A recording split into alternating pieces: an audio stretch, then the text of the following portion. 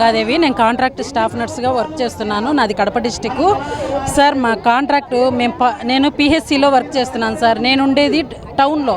నేను వర్క్ చేయాల్సింది విలేజ్కి వెళ్ళాలి. డైలీ 60 కిలోమీటర్స్ వెళ్ళడం, 60 కిలోమీటర్స్ రావడం. నాకు 2 పిల్లలు సార్. మా పరిస్థితి ఎట్లుందంటే అక్కడ మా పరిస్థితి చాలా ఘోరంగా ఉంది సార్.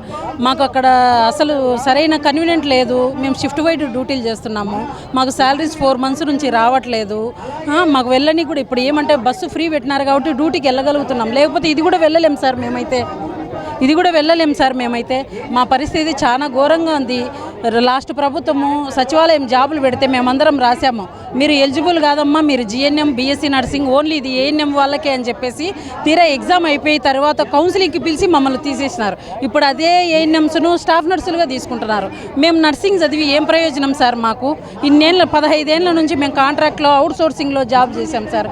ఇప్పటికి కూడా మాకు రెగ్యులర్ అనేది లేదు. మాకు 30,000 జీతం.